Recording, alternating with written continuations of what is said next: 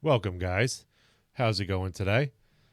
I was sitting here hitting the button to like switch my scenery, and then I realized I was already in the scenery that I was hitting the button for. So there's that. Welcome. Today is Mentality Monday. We are back. Oh, look at my shirt. It's half invisible. Um today I was really honestly at a loss. I had a few ideas last week for what I wanted to talk about this week. And I was like, what do I like last night I just had like I don't know, like almost an identity crisis over it. Not, whatever, not for real, but I was like, what the hell do I want to talk about? Like what is something that I really feel that I'm supposed to be. Sorry, something's not going right with my phone program here. I was like, what is something that I really, feel like would be a good follow up to talking about anger and stuff like that? And then, I was like, I don't know. It just feels like such an off week. And I just feel like, I don't know, what do I do? So I decided to talk about, whoa. So I decided to talk about what? Oh my god, I can't stand when my brain does this. I've decided to talk about meditation. That took a lot. So I got in late last night, and I slept. I felt like I slept pretty good, but I just felt like this morning I couldn't wake up. And when I woke up, like my head had that like swollen congestion feeling again. Not like I'm actually congested, just like my sinuses are dry maybe or something. I don't know, but I got pretty decent sleep. I just feel like I'm a little bit off. So it is what it is. It's a Monday. It's partially the reason. Excuse me. It's partially the reason too why I wanted to talk about doing this talk about meditation today, because it's helpful. It's helpful getting your mind back into place. It's helpful doing things that you should be doing that you really want to recollect yourself. And what better time than when your mind's acting up on you, right? Like that sort of thing. So let me just oh, I already have it open. Let me just break out some stuff. I don't think we've gone with this one in a while. Nope, that's the wrong one.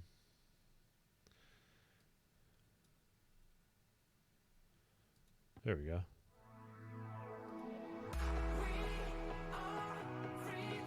I'm going to turn this down a little bit.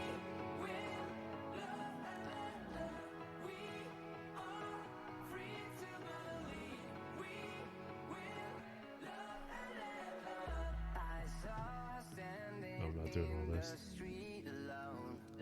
Sorry, my phone seems to be having some issues for whatever reason.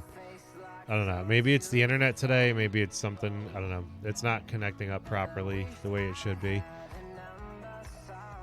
But whatever. We'll get through that. So I'm going to turn this down just a little bit more.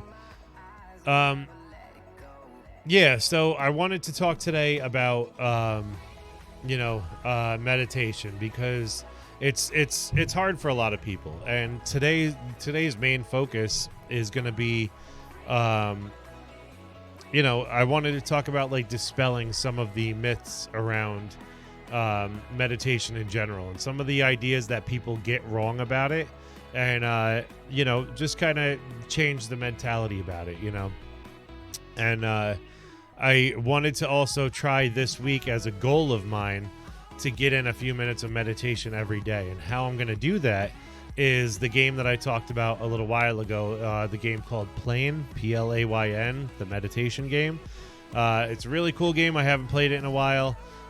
So I feel like picking back up and just experiencing it again on stream, I feel like it's appropriate, and I feel like it'll be a big help, I had the idea to maybe switch up and play a couple other games, but the point in this is to go along with Mentality Monday and talk about how People are always like, I don't have time, I don't feel like I can do it, things like that. And it's just to add in a little extra at the end of the stream to you know bring your awareness that you can do it, you can find the time, you can find things to do.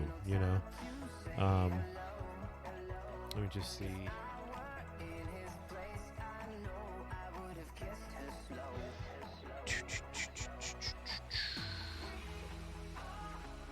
Oh, that's not like, what is today? Oh, I have to go into that's right.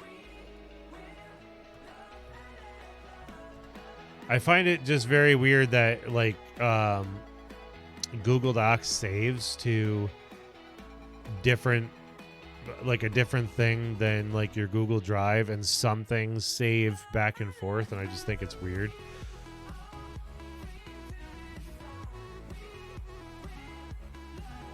I feel like this is not really EDM. Excuse me, not really like EDM. So what we have going on here today is talking about some of the common misconceptions with meditation. And one of my goals for this week, for me personally, is going to be to incorporate meditation into my everyday practice. I often find reasons to not meditate, and I'm gonna say something that's one of the myths behind people not doing it, and I'm not good at it. But really, the truth of that is that I'm just not willing enough to incorporate it into my everyday life. But now I'm getting to a point where I realize I need it in my everyday life. I need to start incorporating that into my everyday life. It'll help me get recalibrated, reconnected, and just get in tune with myself a little bit deeper and get a better understanding of things. And when I do meditate, I do feel better. I do feel good and a lot more clarity than I do if I haven't meditated. So I just wanted to express that as being somebody who has a hard time finding the time to meditate, or being somebody who has a difficult time sitting there and concentrating and quote unquote clearing your mind or whatever. That's where I'm coming from with this entire conversation about meditation. That's going to be throughout the week, is coming from like things that I've done, going into Try Hard Tuesday, things that I plan on implementing to help me continue with the practice after this week. Whacked Out Wednesday, I want to talk about things like how we, what are some wacky ways that people meditate? What are some whacked out things that people have experienced meditating? Things like that. That's a good one. I want to write that down. Yeah. Oh, I already did. Go me. And Throwback Thursday, I want to talk about how my experiences with meditation in the past and different ways that I've learned to meditate because of how I grew up and having ADHD and things like that. And Fix It Friday is going to be on how to build on those skills further from beyond this week, kind of to work off of Try Hard Tuesday, but to kind of combine everything and talk about it and, really, really grow that to last beyond the week. That's my goal. So some of the more common, sorry, I'm just going to move this over here because I'm very distracted today. So I have to kind of fix this up to work in my favor today. So some of the very common misconceptions about meditation, the first and foremost that I would like to discuss is that it's not a fix-all. And I know so many people feel like it is for whatever reason. And so many people have this idea that like, oh, if I meditate, my entire life will be fixed. Everything will be fine and everything will become beautiful and loving and whatever. Meditation is the path or the vehicle to take that path to gain clarity. That's what meditation is. Meditation is not to solve your problems. It's not to cure yourself. It's not to, even though that there's scientific evidence that a lot of this stuff is, there's a lot of scientific evidence to support that a lot of this stuff does happen as a byproduct of meditation. It's not the direct effect that you're trying to get. literally all you're trying to get in meditation is that peace of mind for 5 or 10 minutes every single day. That peace of mind to, as somebody in one of the videos I'm going to show towards the end of the stream, somebody had talked about, it's that 5 or 10 minutes to confront that voice in your head. And that's what I really like seeing it that way, because coming from my perspective, I've often, I think I talked about it last week. I always have that voice in the back of my head that no matter what, it just won't shut up. It won't stop. And, the same thing with intrusive images. That's the part of it that I talked about last week. Like, picturing a peaceful environment, then I'd have an intrusive image or whatever. And I had a hard time getting control of that. And, it still happens once in a while, but I've grown very good at working with it and trying to work through it, and learning all about this process of, am I failing at meditating? Am I not doing it right? Like, is there something wrong with me? And then you come to find out that, like, no, you're in your process. Like, a lot of this is just the beginning of your process, and it comes and goes, but it's your path to find clarity, to help clear your mind a little bit, to shake out the cobwebs up there and kind of just see what's going on. And one of the other speakers that I learned from was talking about how, he was juggling. I'm going to show you the video later, but he was juggling, and he said, he took one of the balls, and he's like, it's, what we tend to do is throw the balls up in the air and move them around and do all this other stuff that's going on inside of our head. And, he took this one ball, and he's like, this is the thought you are observing from an outside view. And he held it out in front of him. And he said, this is your thought that you're observing from an outside view with meditation. And he goes, now remove the meditation process, and he throws it in the mix of everything. And he's like, and now that's the only ball amongst all these other things that you're focused on that's taking all your attention, all your energy.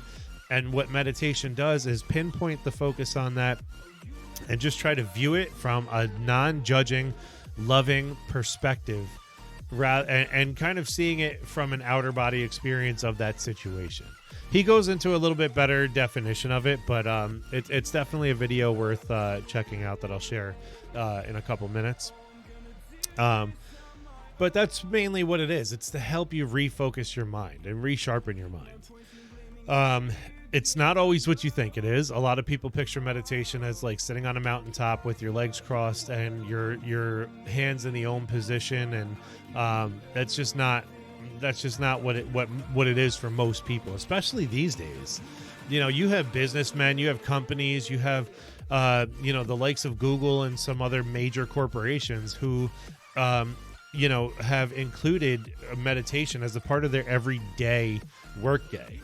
And they're not doing those same things. They do different types of meditations in, like, say, yoga, or going for a walk, or different types of things like that. And if you talk to a monk, maybe a little bit of their time is spent sitting on a slab or on the floor and just doing nothing. Like, that's a minimal time.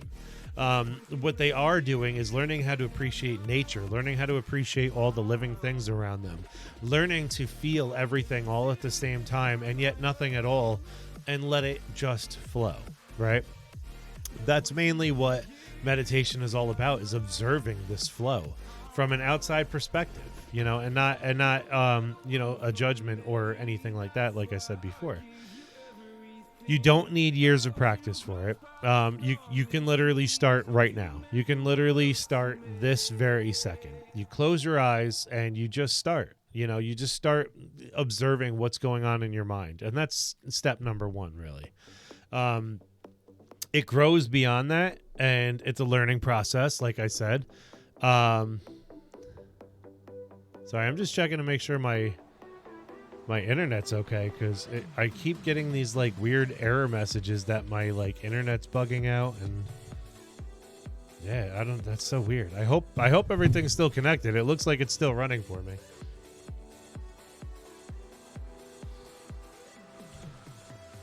I just realized that I haven't been recording this portion of it, so this part of it's going to have to be downloaded or something.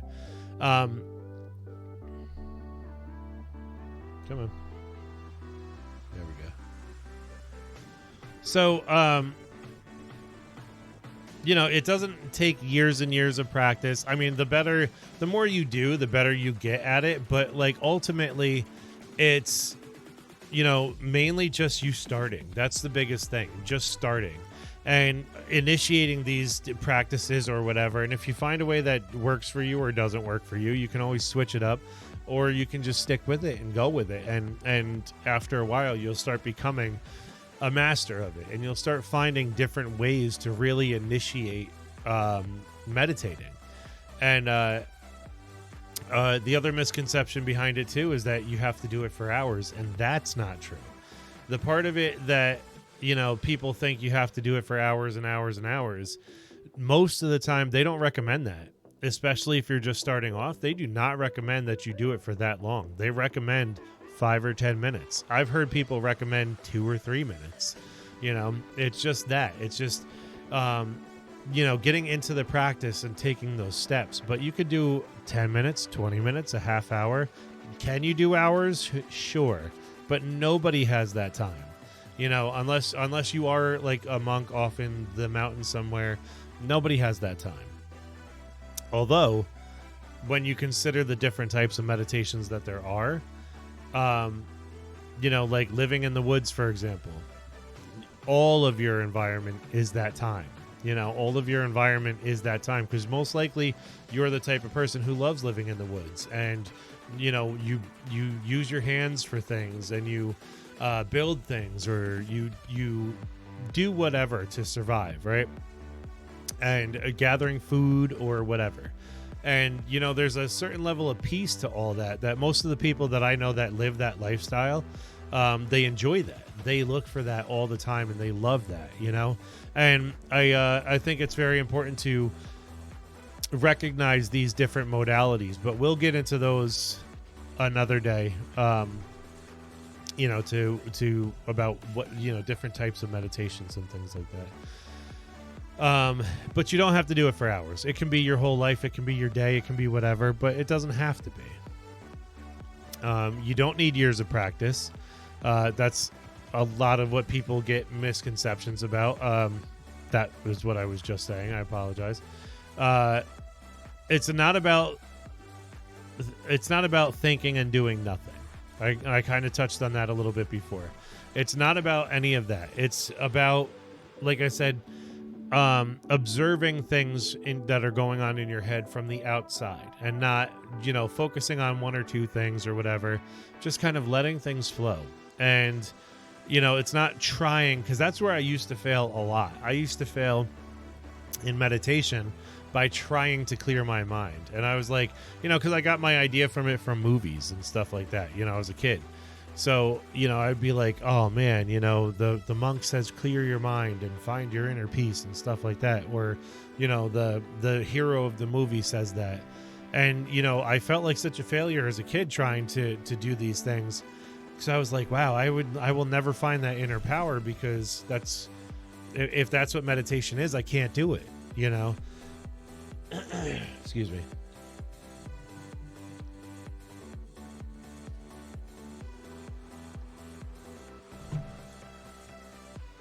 Give me 1 second.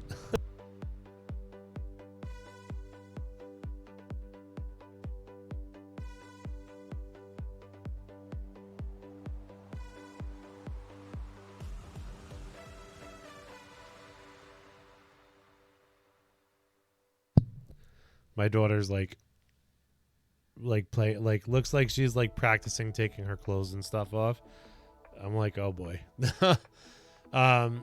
But it's not about doing that. It's not about thinking and just trying, like thinking nothing, doing nothing, and those are very false images, and they're very poisonous images to people who want to actively learn how to meditate and actually take part in their own process.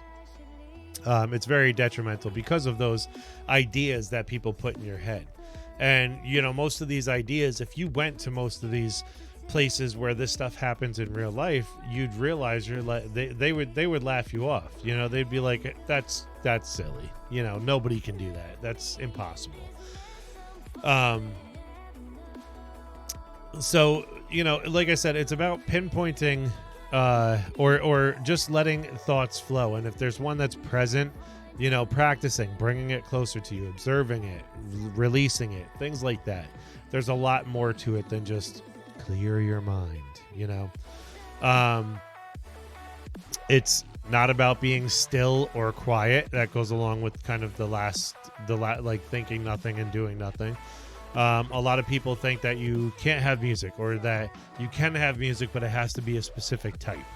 A lot of people think that you have to just not move and be present with everything that's going on, which you do. You do have to be present with everything that's going on, but not so much that you can't do anything else. There's different ways to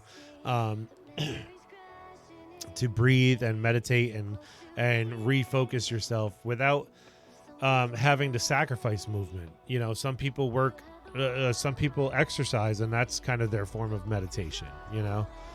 And it's because when your body's doing something, you know, a true meditative artist can know that there's a disconnect between your mind and your body, and when it should be unified, you can separate them at the same time. So, you know, that's a big part of it too. And a lot of people think, again, going back to the sitting on a mountaintop, that you need to be in a specific position or a specific room or a specific building or something to meditate. And that's simply not true either. It's not situational like that. They just basically recommend however you can comfortably sit and comfortably breathe. That's how you do it, you know. You don't have to practice getting into these awkward, uncomfortable positions. And there's a lot of studies within like the meditative field and things like that about how certain leg positions can increase blood flow and do all that stuff. But you don't have to concern yourself with that. If you're a layman who is just going to use it in your everyday life, all you're looking for is a peace of mind and a piece of reconnection. You know what I mean? And you don't have to really bring it any further than that. If you're going to make it your life's practice, sure, work up to that one day. That's fine. But, you know, I don't know anybody that's to that level, you know. So, though, you know, just not to be too quick with it or anything like that, but those were the things that I wanted to kind of debunk in the first place. Obviously, if you guys have anything else that you've experienced in your past with, you know, meditation or anything that you want to ask questions about or whatever, feel free to let me know right in the chat box there or whatever. But I did want to take some time and observe some videos and do this meditation practice today so that I can fit everything in. And it might be a little bit of an early stream today, but we will see. I have to run around and do some stuff. She's playing with her belly now. So that was the initial portion of it, just to get things started. Let me just switch up to see where the rest of my stuff is at.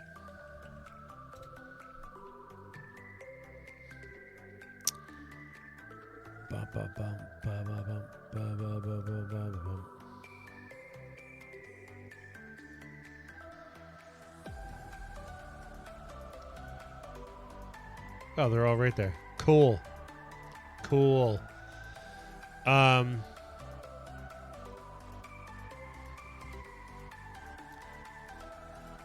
going to make sure that all this stuff is running in the background.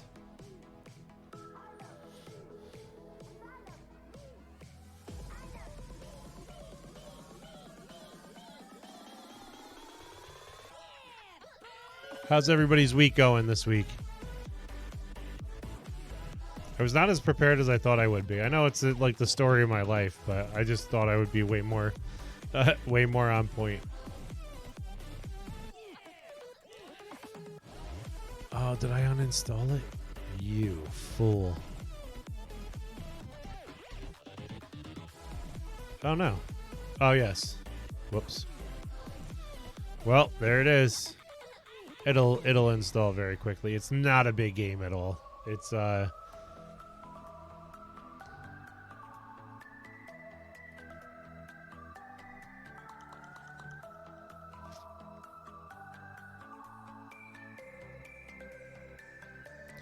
right, so just make sure we're into that.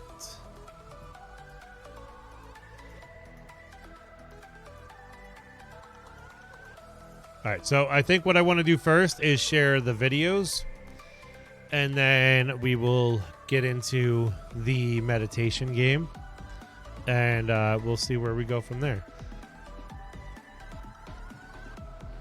So let's pause this, and let's get into...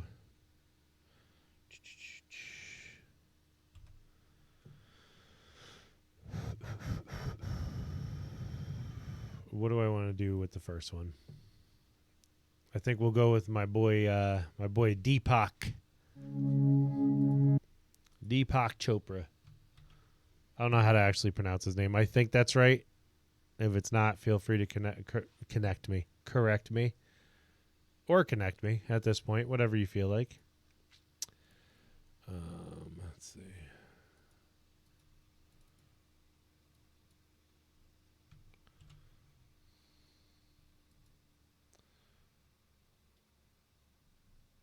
So it's gonna, did it add it? Yes, added that. And then we will go back and add the other two so that we have them ready.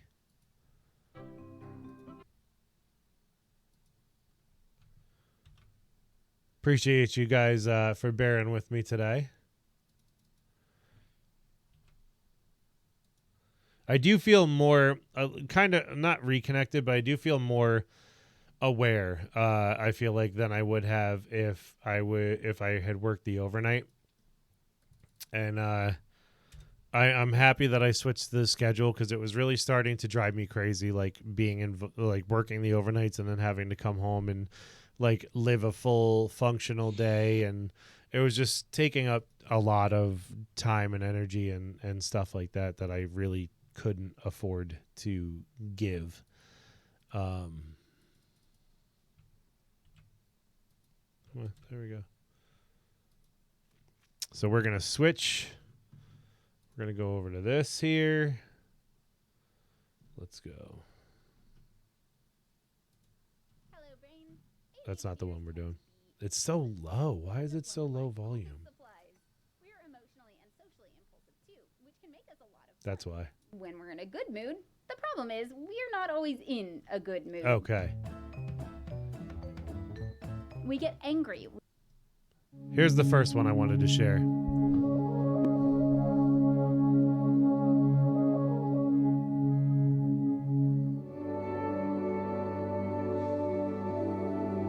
The biggest misconception from meditation is that it is difficult, that it is esoteric, that it is peculiarly Eastern. In fact, Benedictine monks have been doing centering prayers, which are meditation for thousands of years.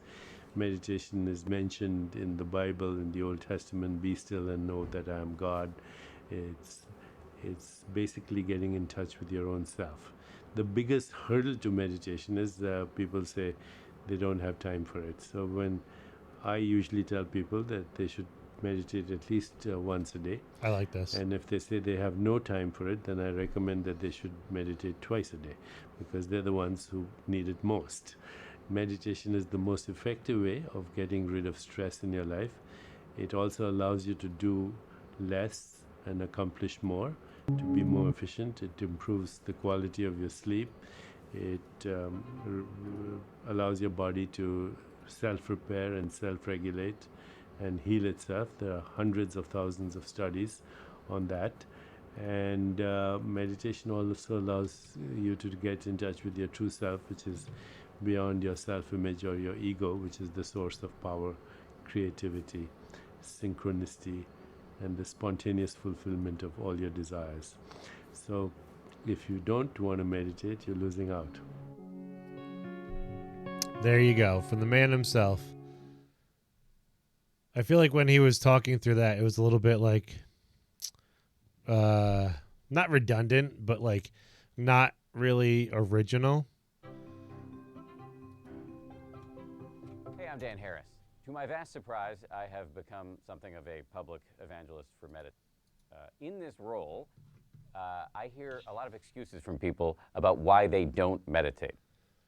I'm going to go through the top 3 excuses and dismantle them one by one. So number 1 is people think meditation is baloney.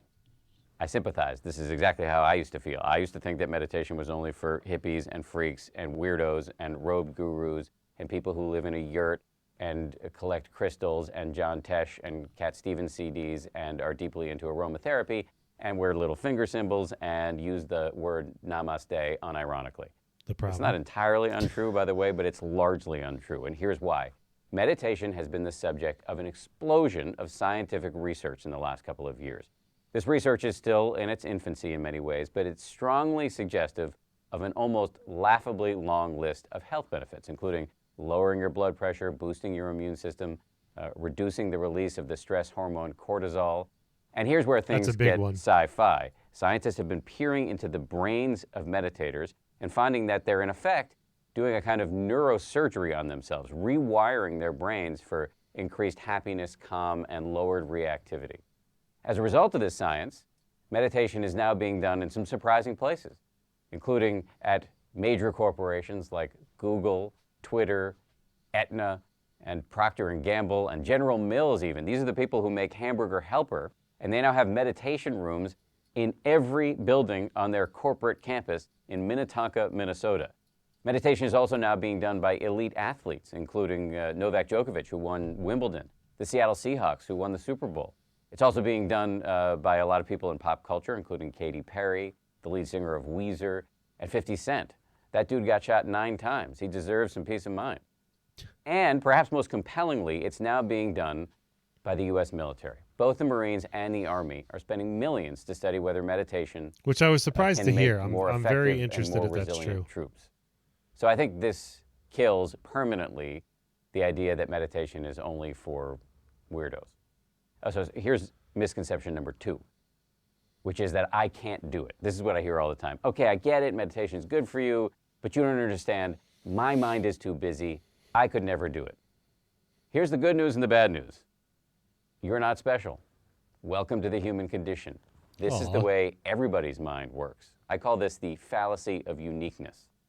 Everybody's mind is out of control. If that were not the case, we wouldn't need meditation. The whole game in meditation is starting over. Those are the key words, starting over. You're going to sit, you're going to try to focus on your breath in meditation, and then you're going to get lost. You're going to start thinking about weird things, and then you just start over and over and over. I'm a fidgety, skeptical newsman. I've been doing this for 5 years, and if I can do it, you can too, trust me. Okay, so here's the third misconception. I don't have time for this. I hear this a lot. All it takes is 5 to 10 minutes a day. I don't care if you've got 17 children and 55 jobs, you have 5 to 10 minutes a day. It's that 5 to 10 minutes of having a confrontation with the voice in your head, that voice that chases you out of bed in the morning and is yammering at you all day long, that can help you in the rest of your life resist the terrible suggestions that the voice offers up, which is basically its job. I like that. 5 to 10 minutes when you get up in the morning, right before you go to bed, when you pull your car into the driveway, set an alarm on your phone, and let rip. I think it'll make a huge difference for you. So those are the 3 most popular misconceptions. Now that we've killed them, you have no excuse. So says the corporate CEO, news guy, whatever he is. So then this last one here.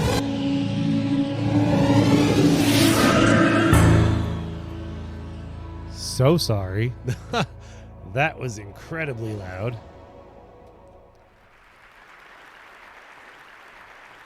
We live in an incredibly busy world. The pace of life is often frantic. Our minds are always busy and we're always doing something.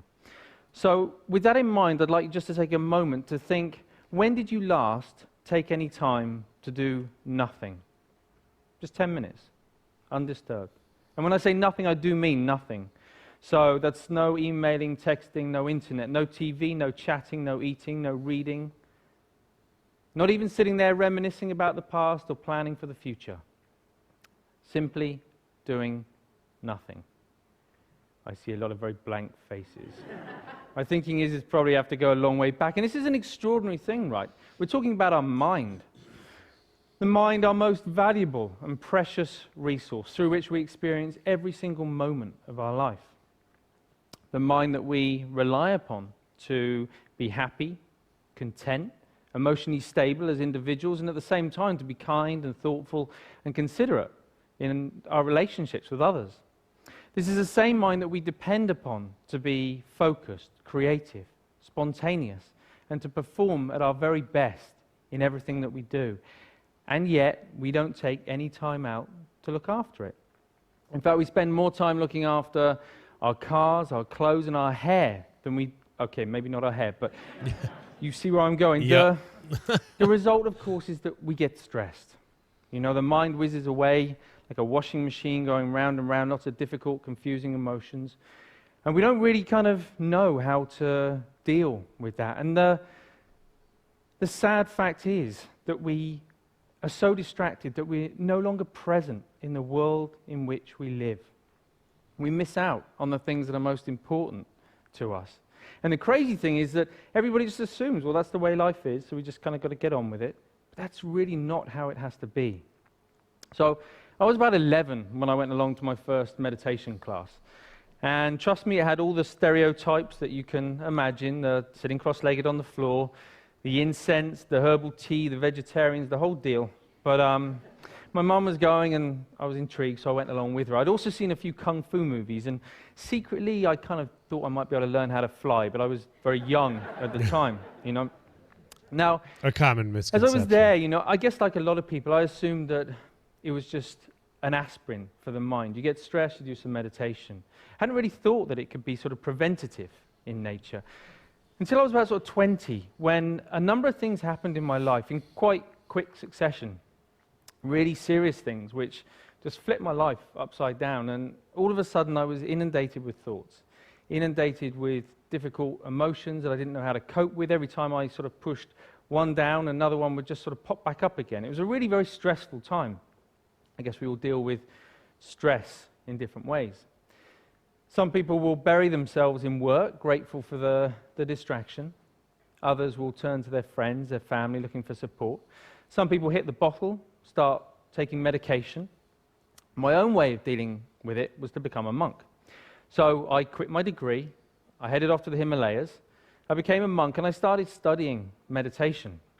People often ask me, you know, what I learned from that time. Well, obviously it changed things, you know. Let's face it, becoming a celibate monk is going to change a number of things. But it was more than that. You know, it taught me, it gave me a greater appreciation and understanding for the present moment. By that I mean not being lost in thought, not being distracted, not being overwhelmed by difficult emotions, but instead learning how to be in the here and now, how to be mindful, how to be present. I think the present moment is so underrated. It sounds so ordinary, and yet we spend so little time in the present moment that it's anything but ordinary. There was a research paper that came out of Harvard just recently that said on average our minds are lost in thought almost 47% of the time. 47%. At the same time, this sort of constant mind wandering is also a direct cause of unhappiness. Now, we're not here for that long anyway, but to spend almost half of our life lost in thought and potentially quite unhappy, don't know, it kind of seems tragic, actually, especially when there's something we can do about it. When there's a positive, practical, achievable, scientifically proven technique which allows our mind to be more healthy, to be more mindful and less distracted. And the beauty of it is that even though it kind of need only take about 10 minutes a day, it impacts our entire life. But we need to know how to do it. We need an exercise, we need a framework to learn how to be more mindful. That's essentially what meditation is. It's familiarizing ourselves with the present moment. But we also need to know how to approach it in the right way to get the best from it. And that's what these are for, in case you've been wondering. Because most people assume that meditation is all about sort of stopping thoughts, getting rid of emotions, somehow controlling the mind. But actually it's quite different from that. It's more about sort of stepping back, sort of seeing the thought clearly, witnessing it coming and going, emotions coming and going without judgment, but with a relaxed, focused mind. So for example, right now, if I focus too much on the balls, then there's no way that I can relax and talk to you at the same time. Equally, if I relax too much talking to you, then there's no way I can focus on the balls. I'm going to drop them. Now in life and in meditation, there'll be times when the focus becomes a little bit too intense and life starts to feel a bit like this. It's a very uncomfortable way to live life when we get this tight and stressed. At other times, we might take our foot off the gas a little bit too much and things just become a little bit like this. And of course, in meditation, we can end up falling asleep. So we're looking for a balance of focused relaxation where we can allow thoughts to come and go without all the usual involvement. Now, what usually happens when we're learning to be mindful is that we get distracted by a thought. Let's say this is an anxious thought. So everything's going fine, and then we see the anxious thought, and it's like, oh, didn't realize I was worried about that. You go back to it, repeat it. Oh, I am worried. Oh, I really am worried. Wow, there's so much anxiety. And before we know it, right, we're anxious about feeling anxious. You know, this is crazy. We do this all the time, even on an everyday kind of level. If you think about the last time, I don't know, you had a wobbly tooth. You know it's wobbly, and you know that it hurts. But what do you do every 20, 30 seconds? I don't know. It does hurt. And we reinforce the storyline, right? And we just keep telling ourselves.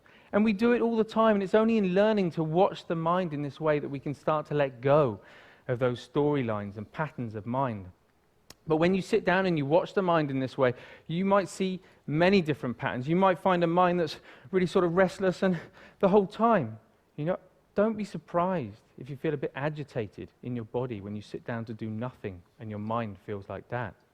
You might find a mind that's very sort of dull and boring and it's just almost mechanical. It just sort of seems to, it's as if you're just sort of getting up, going to work, eat, sleep, get up. Or it might just be that one little nagging thought that just goes round and round and round to your mind. Whatever it is, meditation offers the opportunity, the potential to step back and to get a different perspective, to see that things aren't always as they appear. You know, we can't change every little thing that happens to us in life, but we can change the way that we experience it. That's the potential of meditation, of mindfulness. You don't have to burn any incense, and you definitely don't have to sit on the floor. All you need to do is to take 10 minutes out a day to step back, to familiarize yourself with the present moment so that you get to experience a greater sense of focus, calm, and clarity in your life. Thank you very much. Just like they said.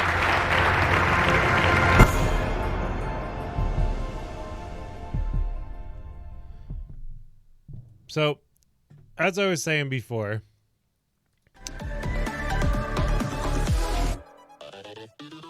forgot that was all the way up.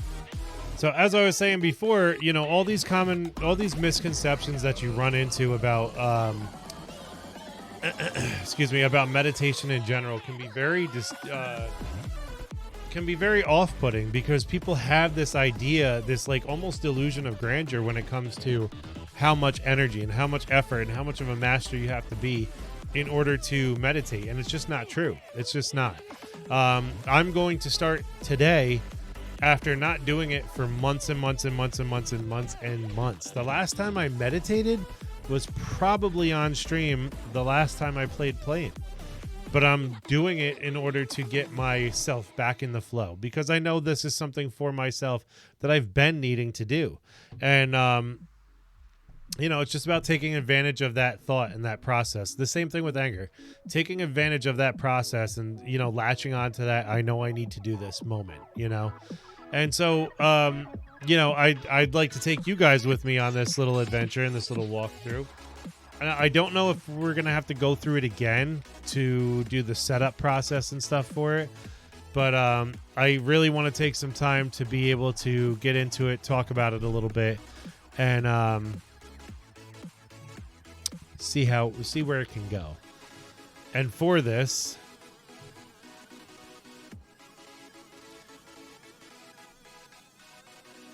I think it just picked up. Yeah, it looks like it just picked up. So I'm going to pause this, and then we will get to, where is it?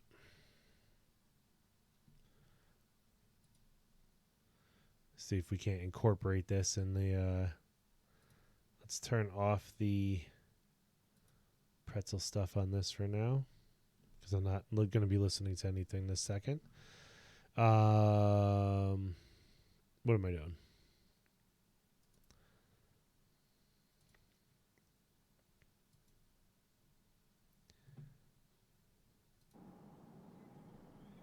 I was going to say it should update very, very soon. Okay. So we're going to get into the story and see where we left off. So this is that environment that I told you about that we start off again. Would you like you to keep your fire? You know what? Because I'm a purist in certain ways, I want to keep the fire that we were going with. So the basis of the game is you get into this world, you can look around. It's kind of nighttime-ish, right? There's just barren plains. There's not really a whole lot going on. Either that or it's morning time. I think that might be the sun rising. You can look at my achievements, your streaks, your progress, but it's kind of barren, right? And so what happens is every time that you get into this game and you meditate and you go further, you start seeing more trees. You start seeing more water, more animals. The sky is clearer. The air is clearer. Everything's happier. You can see more stars, things like that. And Fox is this kind of like your spiritual guide. I'm so happy that you've returned to playing. Are you ready to continue your journey? Yes, I'm ready to continue my journey. I'd imagine that once you clicked, did I break my streak? He'd be like, yes, but that's a part of the journey. And, it'll make it more, it makes you feel less pressured, I feel like. So let's see. My progress. Let's go right into meditate. And this is where you can pick. In this meditation, we will explore the nature of awareness, being open and being accepting of our sensations, feelings, and emotions. Recommended duration time is 20 minutes, but I think what we're going to do is go to 10.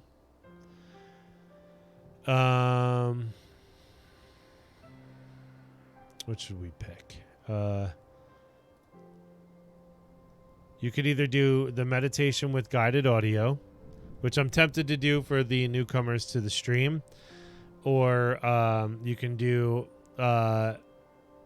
acceptance, you could do sensations, you could do any of those things.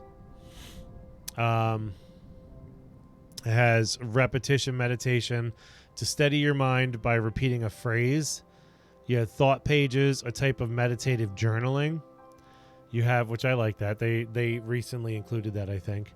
Breathing for calm, breathing exercises to calm the mind. Deep relaxation, breathing exercises to deeply relax the mind. And abdominal breathing, learn to breathe deeper.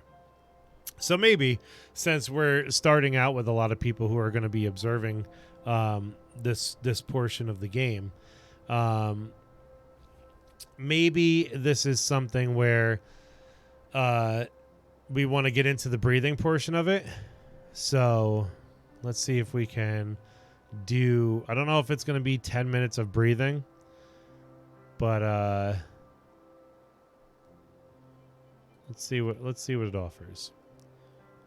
So we'll do 10 minutes total We'll do 2, 4, 6, and then we'll do, or like, we'll see where it goes. But we'll do 2 minutes of breathing. This is the breathing for calm. If you can't breathe through your nose, breathe through your mouth. Just try to breathe in quietly.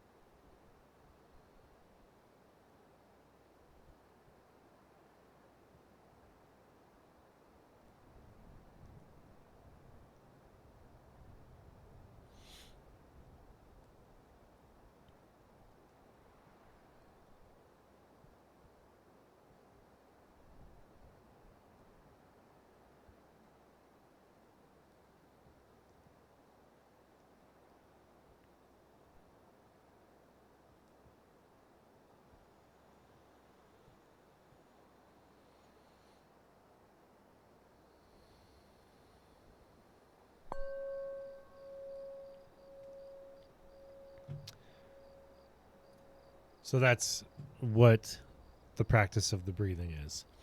And as I said, you can get into more things. Wait, what are we doing? Hold on. Okay. I clicked the wrong thing. Change meditation. So we did breathing for calm. That's what that was. You can set it for however long you want. You can set it for the amount of breaths you want to take, depending on how long you can hold your breath and stuff like that. Don't stress yourself out. 3 or 4 seconds is perfectly fine. You can change the bell tone to let you know that you're done. The point in that, and that's even for that, that's a really good example of what I used to make the mistake is. Because when I used to breathe, I used to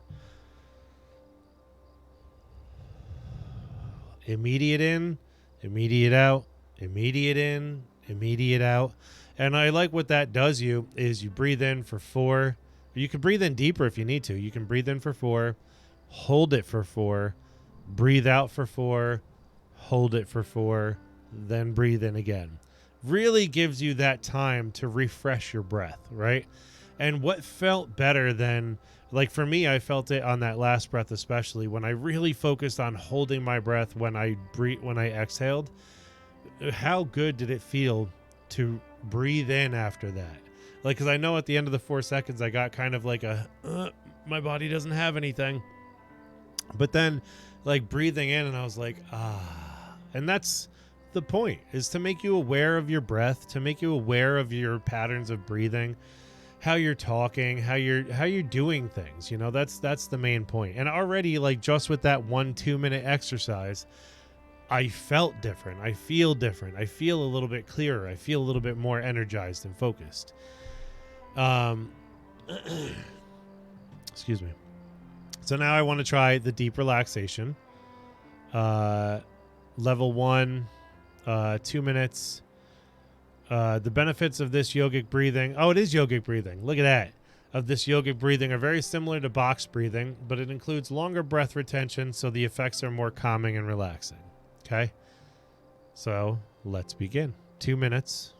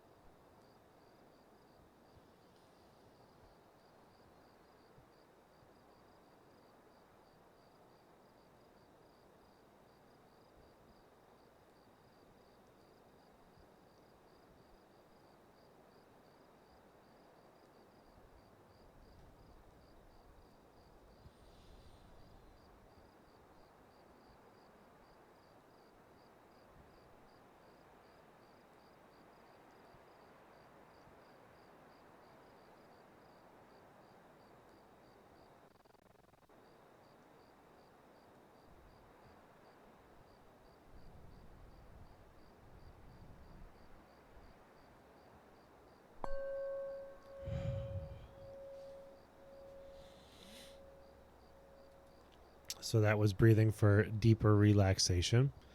One thing that I liked that it pointed out, and this is with any good breathing alteration exercises, if you have a really good instructor, they will remind you that if you feel dizzy, if you feel, that stress or whatever, take a breath. Go back to breathing your normal way. Why? Because it's not going to break your progress. You're just starting. You're going through a lot of things. Even if you say you felt ill or had a cold or something, it's breaths that your body needs. Doesn't mean you're going to lose all your progress or anything. Doesn't mean that you failed. Doesn't mean anything like that. It simply means that's just what you needed at that time. But this one was a different breathing technique where you didn't have to hold it on the out breath. You breathed it, you took a breath in, and then you held it, and then you released, and that's all that was. Abdominal breathing, you learn to breathe deeper. So why don't we give that a try? Because this is one of the things that I talked about with anger last week too, where you breathe with your diaphragm rather than, you breathe deeply into your abdomen or your diaphragm, and it has a big impact on how your mind and your hormones and everything get regulated when you do this. And it's one of the most common basis being taught in yogic breathing, any sort of meditational practice breathing. So let's get into it.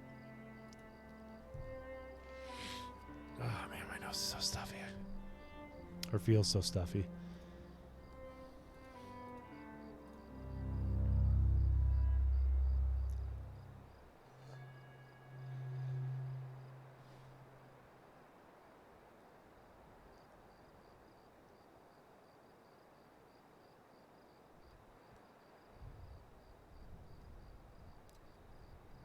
I just want to. I apologize for pausing this. I thought it would go over it probably goes over it when you hit the little, where is it? The little guide cue that's down here. It says hit G for the guide. It will probably go over it. Interlace your fingers and hold them not tightly. You don't have to push against it, but hold it against your gut, right where your diaphragm is, and just feel your diaphragm expand as you inhale. You want that expansion. You want a full expansion of your diaphragm as much as you possibly can. So feel it. Stretch it if you have to, just to get that, just to prove that point to your brain. And then breathe out. And don't push. Just let your fingers follow your diaphragm.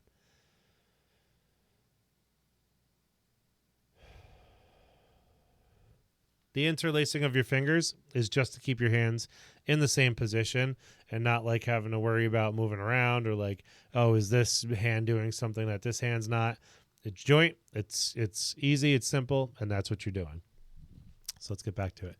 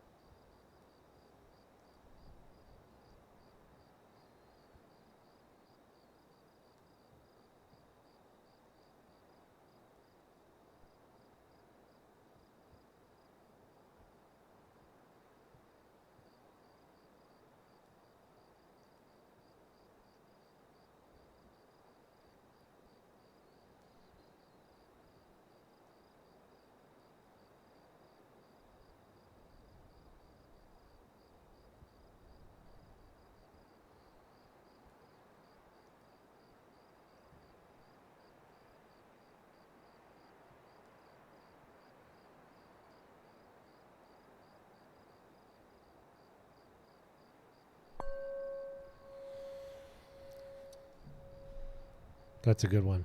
Nothing can bring you peace but yourself. I'm going to put that on my Insta.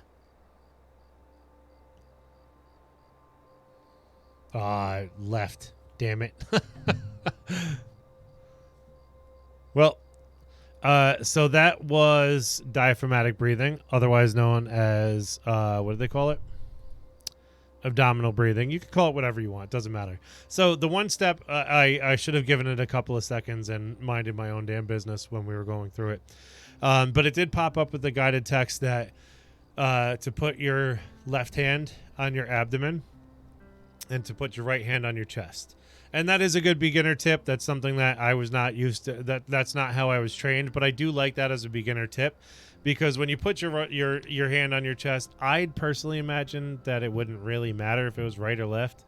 But they said to put your right hand on your chest, your left hand on your abdomen over your diaphragm, and it was for the purpose of this hand stays still and this hand moves, right? So whatever hand's on your abdomen is supposed to be the only hand that's moving, and it's a way to self-check yourself. If this hand is moving, you're not doing it right. You have to go lower with your breath and deeper. It's again a part of just the practice of it, right?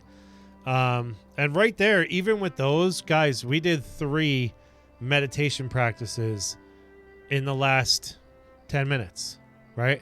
3. You could do 1 in 10 minutes flat and it would still come across the same time. Unfortunately, I'm looking at the clock and I'm seeing that we are almost out of time. So instead of doing a full meditation, I will show you what the what the plain meditation is about, and we'll do 2 minutes of that, and then we will call it after that. And begin. I would also like to mention before they get started that this is the part 2 where they give you the option to touch a key on your keyboard or touch the button on your mouse, and to if we have like a thought that comes, and that's for the point of noticing the thought and letting it go. Okay.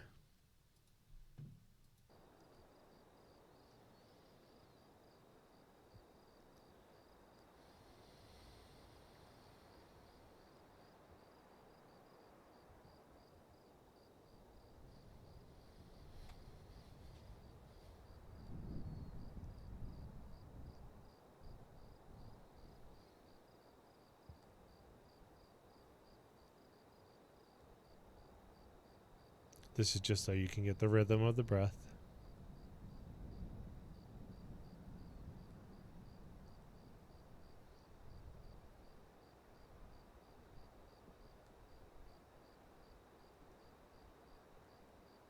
In this meditation, we are going to explore the nature of our thoughts. So let's begin. Close your eyes and bring your breathing back to its normal rhythm.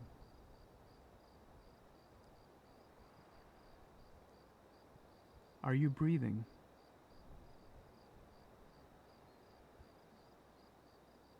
To answer that question, you became aware of your own breathing. Keep your awareness on your breathing.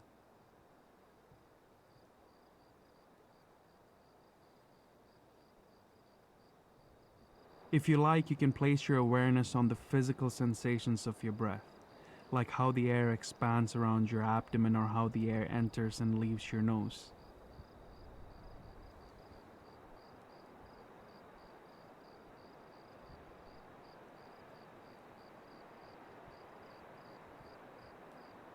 Remain aware of your breath.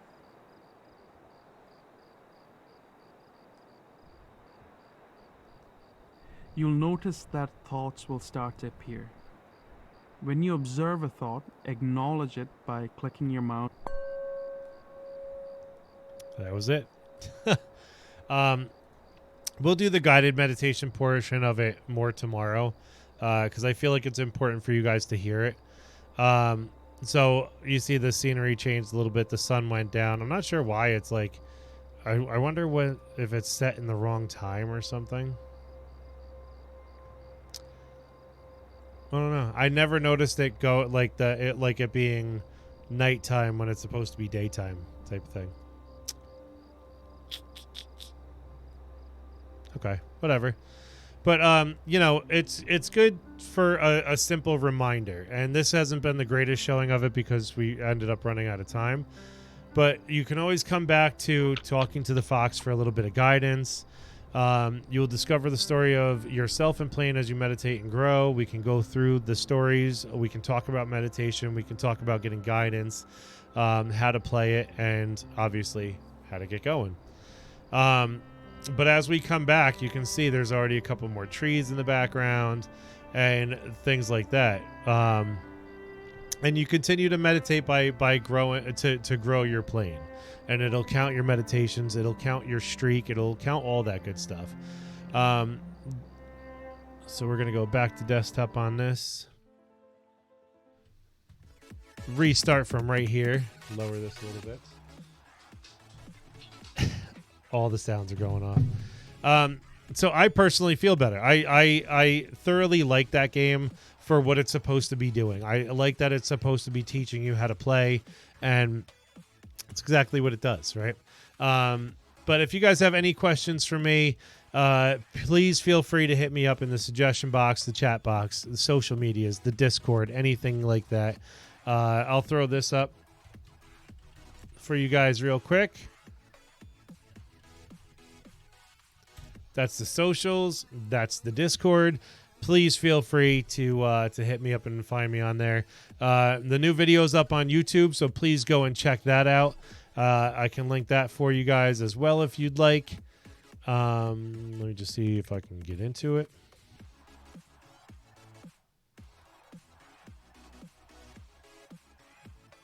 There it is. And it's about our conversation last week on anger. If you were here throughout the week, then you probably got most of it. But if not, then there you go. It's right there. Or check out my Balancing Vitality LLC page on YouTube for all my previous podcast stuff, vlogs, and all that good stuff. Guys, I appreciate you coming out today. I apologize. I was a little bit off. I will be back in full force tomorrow. I got to go get my kids, get to my workout, get to the rest of my day, and rock and roll. Please remember to take a breath. Remember to meditate. Take 5-10 minutes to yourself. Even, there's a couple of apps maybe we'll talk about during the week as well that can just help you meditate and help you get through this time. Plane also has a Discord that you can join as well. So if that's something you're interested in, please hit me up and I will share that with you. And enjoy the rest of your day, guys. Appreciate you coming, and I'll see you again soon. 10 a.m. tomorrow morning.